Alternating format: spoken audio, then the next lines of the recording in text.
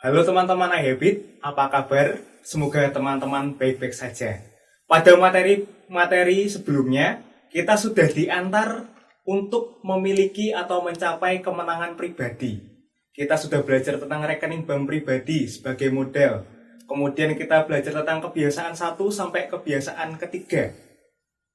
Dan pada seminggu sebelumnya, kita sudah diantar untuk memahami apa itu RBH, rekening bank hubungan, sebagai modal untuk membangun relasi kita dengan orang lain. Nah, pada kebiasaan yang keempat ini, kita akan belajar tentang berpikir menang dan menang. Ini adalah kaitannya tidak dengan diri sendiri lagi, akan tetapi kaitan dengan orang lain. Membangun relasi yang sama-sama menang dengan orang lain. Di dalam kebiasaan ini kita akan belajar tidak hanya diri kita sendiri yang menang, tetapi orang lain pun juga menang. Nah, caranya gimana? Nanti akan kita dalami secara bersama-sama. Berpikir menang dan menang ini merupakan landasan bergaul akur dengan orang lain. Jadi kita kan seringkali menginginkan relasi yang baik, relasi yang akrab. Kalau kita tidak mengusahakan berpikir menang dan menang ini, hal itu tidak akan bisa terjadi. Di dalam kebiasaan ini semuanya sama. Aku mengangkatmu, kamu pun mengangkatku. Jadi sama-sama baik, sama-sama berkembang, tidak saling menjatuhkan satu sama lain. Dan pada kebiasaan ini kita diajak untuk menyadari bahwa hidup ini bukanlah sebuah kompetisi untuk menentukan siapa yang menang. Ada pertanyaan konyol kalau dilontarkan seperti ini. Siapa yang menang dalam hubunganmu? Kamu atau temanmu? Itu kan merupakan suatu pertanyaan yang aneh, karena dalam hubungan tuh, dalam relasi kan seharusnya relasi itu kan harmonis, guyup. Nah, tapi di sini siapa yang menang, kamu atau temanmu? Hubungan bukan suatu persaingan, tapi hubungan relasi adalah suatu usaha untuk menjalin suasana yang hangat dengan orang lain.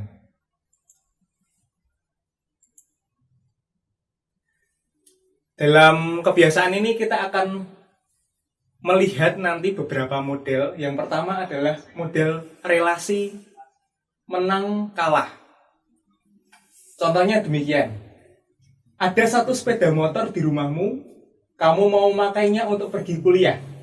Sewaktu kamu ambil motornya, ternyata bersamaan dengan saudaramu yang juga mau memakainya untuk pergi belanja kebutuhan bisnisnya. Karena kebutuhan bisnis saudaramu itu banyak, maka motor akan dipakainya berkali-kali. Akan tetapi, kamu tetap kukuh untuk membawa motor itu pergi kuliah dan membiarkan saudaramu tidak memakai motor itu. Ini adalah suatu contoh relasi menang dan kalah. Jadi tidak mau kalah, pengennya menang. Walaupun saudaranya itu membutuhkan, tapi yang penting kepentinganku, aku harus menang. Padahal saudaranya ini benar-benar membutuhkan untuk membeli kebutuhan bisnisnya, yang mungkin nanti hasilnya pun akan diserahkan kepada ibu misalnya, dan untuk memenuhi kebutuhan sehari-hari, untuk memenuhi kebutuhannya juga. Jadi kebiasaan menang kalah ini kalau dalam buku Seven Habits itu digambarkan seperti tiang totem. Tiang totem kalau teman-teman pernah melihat itu dulu di buku pelajaran SD atau SMP itu seringkali digambarkan seperti IPS, kalau tidak salah. Pelajaran IPS itu digambarkan seperti batu, tiang batu begitu, tapi terdapat ukiran orang-orang yang saling tumpang tindih. Ada yang di paling bawah, ada yang di atas. Gambaran relasi menang kalah itu seperti itu. Ada yang di bawah, ada yang di atas. Yang di bawah itu berarti tidak baik atau bahkan buruk, yang di atas yang paling baik. Atau kalau di Indonesia seringkali teman-teman bisa melihat contohnya sebagai relasi panjat pinang. Nah, gambarannya seperti itu, ada yang di bawah, ada yang di atas. di mana ada yang di bawah, yang diinjak, dan di atas itu dianggap yang menang. Tanpa kita sadari, kita sering dididik dengan cara menang kalah ini. Misalnya, dibanding-bandingkan dengan saudara atau orang lain. Padahal intinya kan dalam mendidik anak itu fase pertumbuhan setiap pribadi kan berbeda. Fase pertumbuhan setiap pribadi itu berbeda-beda, jadi tidak bisa dibanding-bandingkan. Begitu. Kemudian pakaian kita terasa kuno, bukan model baru seperti teman-teman lain yang terlihat lebih kaya. Padahal di sini ada suatu nilai yang bisa diperjuangkan, yaitu hidup berkecukupan, hidup secara cukup. Kemudian ketika bermain dalam kelompok dijadikan pemain cadangan karena dipandang kurang tangkas dari yang lain. Padahal intinya kerja keras dan totalitas latihan. Atau juara ranking di kelas, padahal intinya belajar untuk hidup. Bukan masalah juaranya, tapi belajar itu untuk hidup. Selanjutnya diberi hadiah ketika lebih dulu mengumpulkan tugas.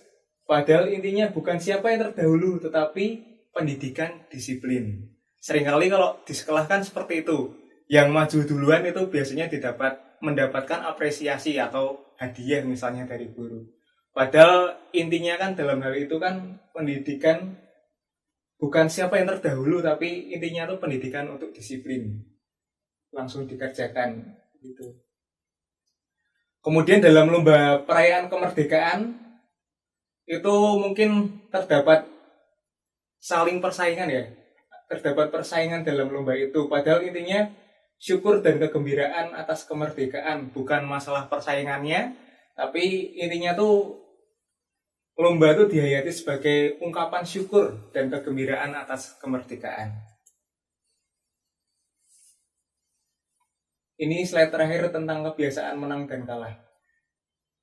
Ciri sikap menang dan kalah itu apa? Cirinya adalah demikian. Menggunakan orang lain, entah itu secara emosi atau secara fisik, demi tujuan yang egois.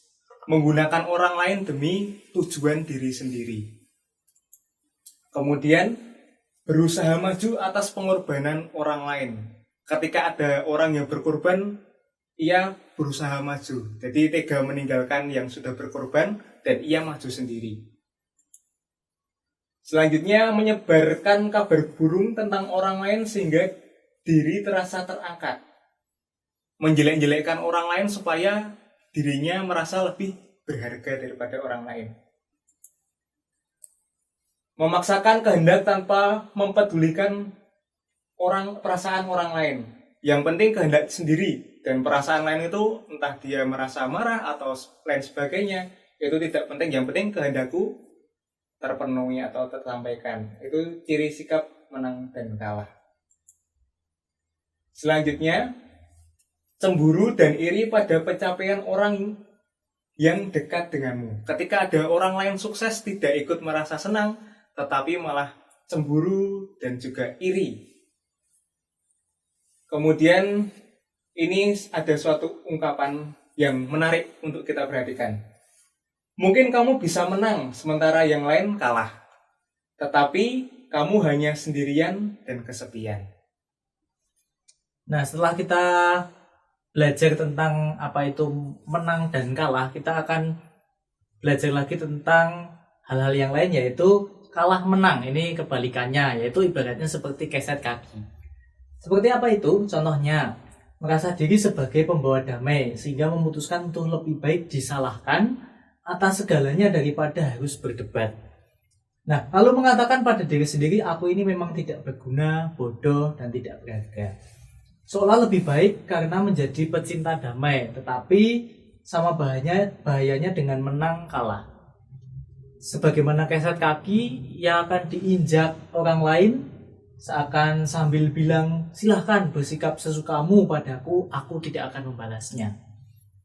Nah, sikap kalah menang ini lemah, sikap yang lemah karena memilih yang mudah, membiarkan diri diinjak oleh orang lain, menjadi orang yang ramah, selalu yang mengalah daripada berargumen, berdalih menjadi pembawa damai. Itu semua sikap-sikap membawa kita pada sikap mudah gitu kan.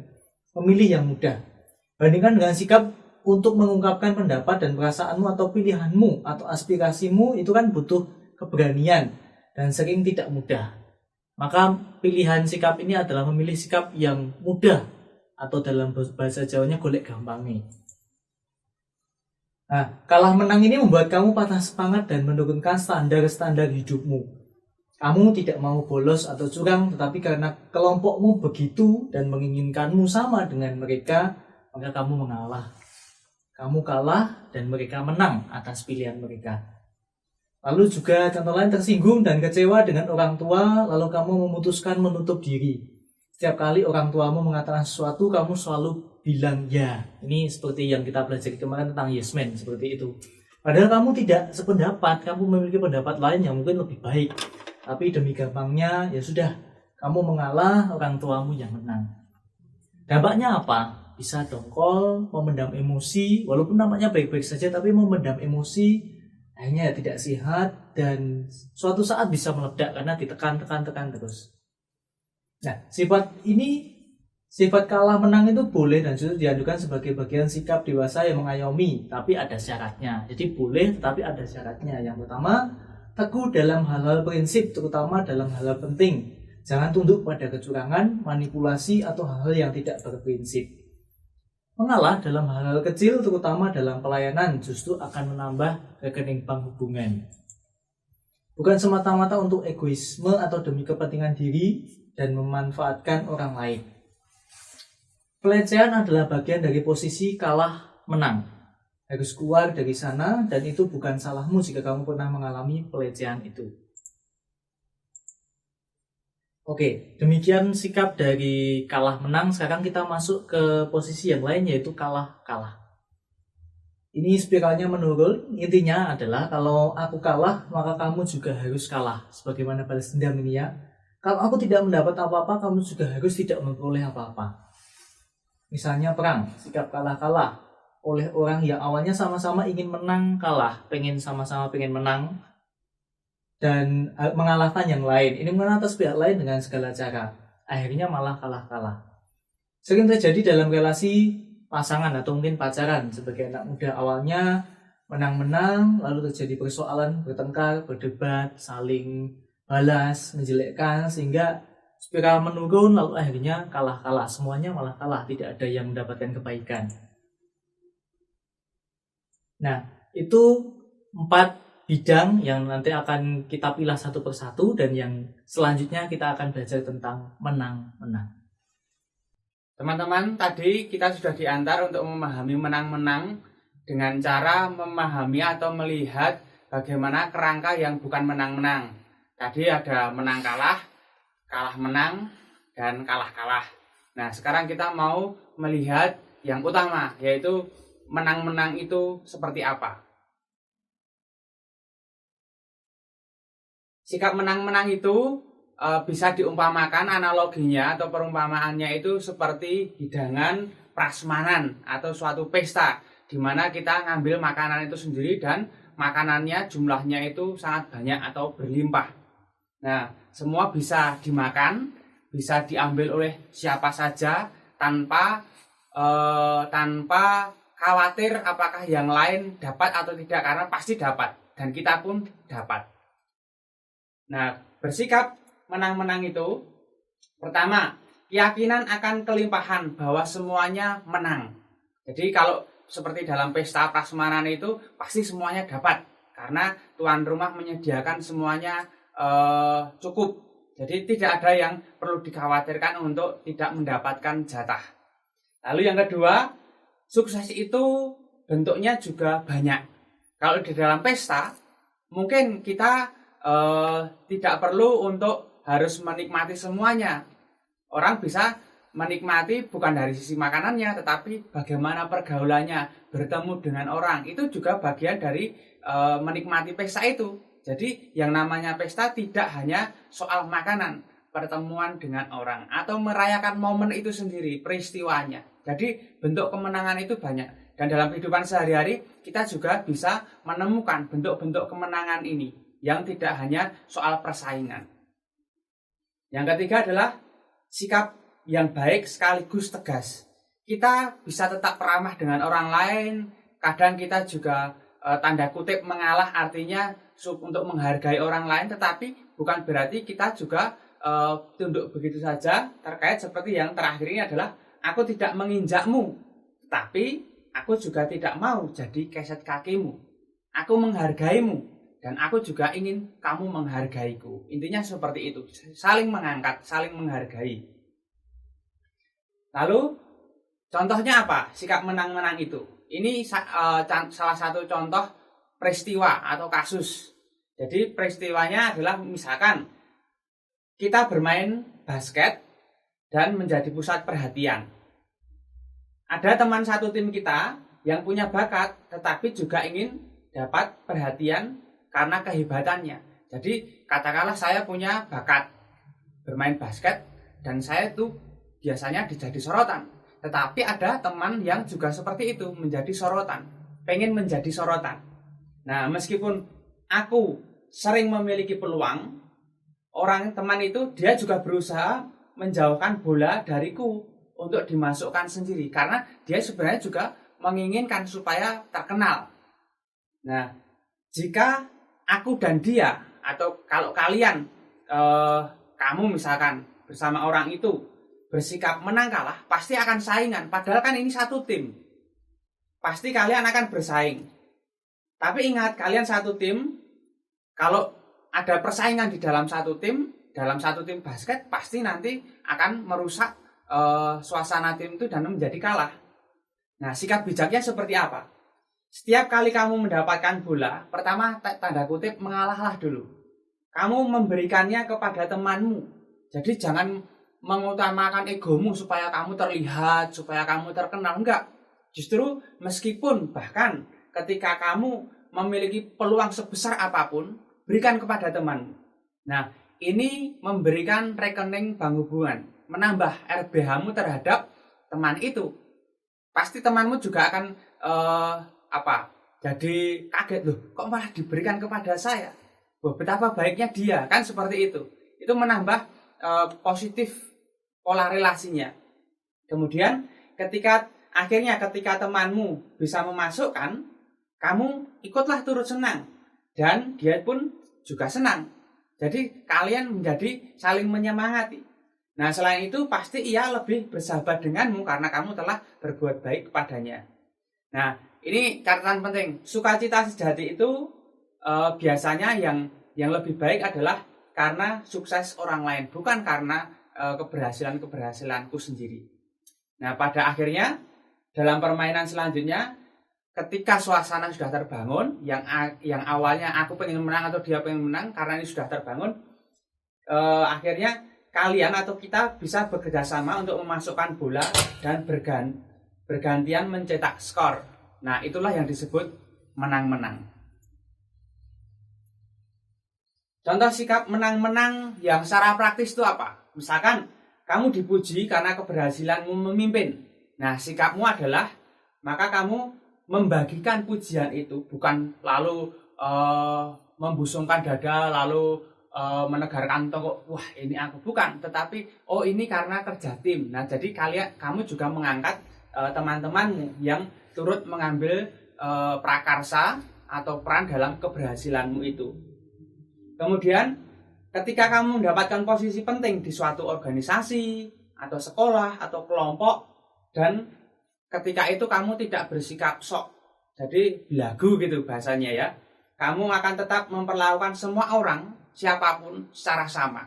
Jadi tidak memperlakukan ini yang seperti pilih kasih seperti itu, tidak. Kemudian ketika sahabatmu memperoleh yang kamu perjuangkan, sedangkan kamu sendiri tidak, artinya ini adalah seolah keberhasilan orang lain, kamu tidak sedih, tetapi turut bersuka cita atas keberhasilannya. Dan yang terakhir, kamu ingin makan di luar, sementara teman kosmu ingin nonton. Akhirnya kalian menyiapkan perangkat bioskop mini di kos dan membeli makanan untuk dimakan bersama sambil nonton bareng. Nah, itu sikap menang-menang. Lalu, ada beberapa cara, ada 3 cara bagaimana bersikap menang-menang. Yang pertama tadi sudah diantar oleh Frater Aad tentang kemenangan pribadi. Kemenangan pribadi itu terdiri dari, dulu pertama kali kita belajar tentang paradigma dan prinsip, ini sangat mendasar. Kemudian ada RBP, dan kemudian ada kebiasaan 1, kebiasaan 2, dan kebiasaan ketiga. Ini adalah soal penguasaan diri yang menentukan. Menentukan untuk apa? Kemenangan pribadi ini memberi sumber rasa aman dari dalam diri, bukan dari luar. Kalau dari luar, pasti kamu membutuhkan pujian, pengakuan, dan lain sebagainya. Tetapi kalau dari dalam, tanpa pujian orang lain, aku tahu, aku sudah baik, maka aku merasa aman, merasa damai. Nah, ini dilatih dengan kemenangan pribadi tadi. Sedangkan yang berikutnya adalah kemenangan pribadi itu berupa apa saja, yaitu menambah rekening bank pribadi, soal harga diri atau pandangan terhadap diri sendiri, rasa percaya diri, pengendalian diri, bisa bertanggung jawab atas hidupnya sendiri, bisa menyusun rencana, hingga akhirnya mempunyai ketenteraman pribadi. Ini menyangkut hal itu tentang kemenangan pribadi. Lalu yang kedua, hindarilah bersaing. Bersaing yang seperti apa? Persaingan yang sehat itu adalah persaingan yang dilakukan dengan diri sendiri. Artinya apa? Refleksi, melihat apakah aku sudah baik, kalau enggak, kalau belum, aku harus lebih baik lagi. Nah, itu kan dengan diri sendiri. Mengembangkan potensi, menantang diri dalam mengerahkan segala kemampuan. Lalu persaingan yang tidak sehat itu adalah kalau harga diri diletakkan pada kemenangan atas persaingan itu. Jadi harga diriku adalah ketika aku bisa menang dengan orang lain, seperti itu. Kemudian persaingan yang tidak sehat itu juga jika untuk memposisikan diri di atas orang lain, seperti sebelumnya tadi. Dampak persaingan yang tidak sehat itu adalah apa? Frustrasi atas bayang-bayang kesuksesan, karena yang dikejar adalah kesuksesan. Misalkan bayang-bayang kesuksesan orang tua, bayang-bayang kesuksesan siapa, seperti kakak atau siapa yang merasa, wah aku harus seperti itu. Itu kan juga persaingan. Aku harus lebih baik dari orang tuaku, harus lebih baik dari saudara. Nah, ada pengalaman pelatih olahraga, dia mengatakan begini, ciri terburuk seorang atlet itu apa? Kalau dia, orang itu takut gagal dan memiliki hasrat yang berlebihan untuk menang. Itu justru menjadi sangat buruk. Dan yang ketiga, sikap ingin menang dengan segala cara, artinya curang. Itu karakter yang sangat buruk. Dan yang terakhir, gunakan persaingan untuk mengukur diri, tapi bukan untuk kemegahan diri atas orang lain. Jadi kita sebenarnya boleh bersaing, tetapi bukan untuk memegahkan diri atas orang lain. Misalkan apa? Rebutan pacar, itu sangat kekanak-kanakan. Mendapat status, kemudian teman, popularitas, mendapatkan posisi, perhatian, dan sebagainya. Dan yang ketiga, ini penyakit yang seringkali terjadi adalah membanding-bandingkan. Hindari membanding-bandingkan. Tadi sudah dikatakan bahwa fase pertumbuhan setiap pribadi itu berbeda-beda. Fase pertumbuhan setiap orang berbeda-beda secara fisik, sosial, mental. Tapi pertanyaannya adalah, apakah proses yang berjalan sudah wajar atau normal? Itu jadi kuncinya.